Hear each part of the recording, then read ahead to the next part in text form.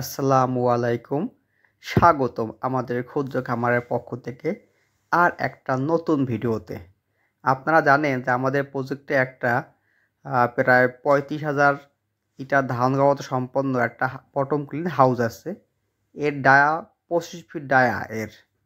তা আমরা এবছর এখানে কিছু মক্সেস তেলাপিয়া মাছ ছাড়বো।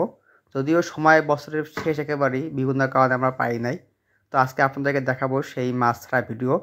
এবারেও কিন্তু আমরা এই যে বরিশাল বেড়াকে হাসাই থেকে মাছ এনেছি, যে এই মাছটা এটা আমরা এনেছি ৳১.৮০ দরে। মাছটা একটু ছোটো, সিজন শেষ, মাছ নাই। এই দেখেন মাছটা আমরা ছাড়তেছি আমরা। আর প্রতিনিয়তই আমরা এবার আপডেট দেবো এই মাছটার, যে আসলে বটম ক্লিন হাউসে মাছ চাষ কীরকম আসলে হয়। আমরা প্রায়ই দেখি বটম ক্লিন, তারপরে আরও অনেক পদ্ধতি দেখি আমরা, আসলে সম্ভবত কতটুকু হয় জানি না। এবার দেখি, আপনারা আমাদের সাথে থাকুন এবং আমাদের এই ভিডিওগুলো উপভোগ করুন। বেরাকের মক্সেস তেলাপিয়া মাছগুলো আমরা এনেছিলাম, দেখেন এই যে মাছগুলো ছাড়তেছি আমরা।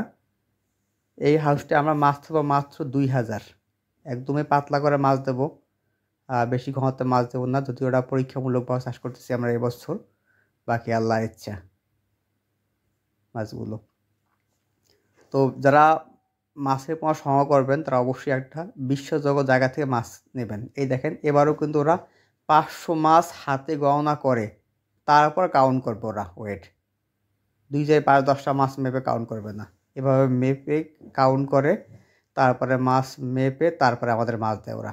সবাইকেই, আমাকে না, সবাইকে এভাবে মাছ দেয়। তাই আপনারা সবাই কোনো বিশ্বাসযোগ্য জায়গা, এবং আমি মনে করি বেরাক এক্ষেত্রে সবার উপরে এর অবস্থান, বেরাক মৎস্য হ্যাচারী, যেখানে আপনারা কোয়ালিটিতে কোনো ছাড় পাবেন না এবং সংখ্যা কম পাবেন না। এই দেখেন মাছটা আমাদের, এই যে ৳১.৮০ দ্বারা এই মাছটা বানিয়েছি আমরা। সিজন শেষ, মাছ নাই, ওরা আর মাছ করবে না এবছর।